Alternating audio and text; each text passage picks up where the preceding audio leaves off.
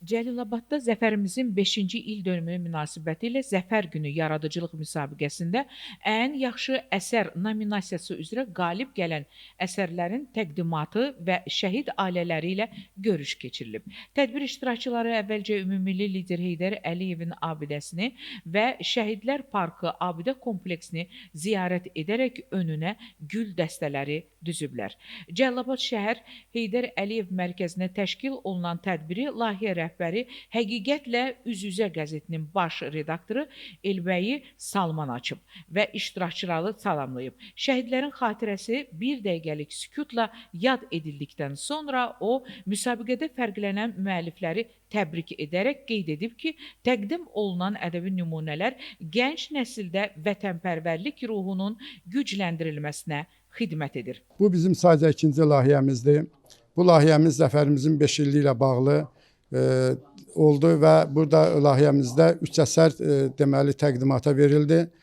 Hər 3 əsər şəhidlərimizin həyat və döyüş yollarından bəhs edirdi və hesab edirik ki, deməli əsərlər bizim layihənin tələblərinə cavab verdi və ona görə də bu əsərlərin hər bir müəllifinə uğurlar arzu edirik və hesab edirik ki, bu işlərimiz davamlı olacaq. Çıxış edənlər sırasında Cəlilabad rayon İcra Hakimiyyətinin nümayəndəsi və şəhid ailələri yer alıblar. Şəhidlərə həsr olunmuş bu müsabiqədə mənim yazdığım əsər şəhid baş leytenant Asif Kərimova həsr olunub.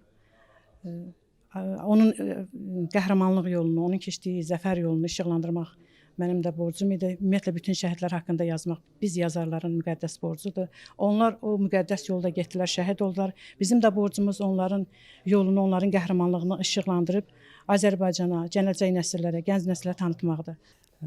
Şəhidimiz Camal Əliyev haqqında yazdımdır. Münsiflər heyəti tərəfindən yüksək qiymətləndirilib, qalib hesab olunub və bütün şəhidlərimizin ruhu şad olsun. Allah bir daha vətənimizə, elimizdə, obamıza müharibə göstərməsin. Natiqlər bildiriblər ki, bu cür layihələr şəhidlərimizin xatirəsinin yaşadılmasına, onların həyat yolunun gənclərə tanıdılmasına mühüm töhfə verir. Vurğulanıb ki, ədəbi əsərlər təkcə yaradıcılıq nümunəsi deyil, həm də tariximizin yaddaşda saxlanılmasına xidmət edən mühüm vasitədir. Tədbirin sonunda qalib müəlliflərə zəfər diplomları təqdim olunub. Şəhid ailələri və yaradıcı şəxslərlə xatirə fotosu çəkilib. İştirakçılar layihənin davamlı olacağına ümidvar olduqlarını bildiriblər. İlqar Mustafayev, Könül Həbib qızı, Bugün informasiya proqramı üçün.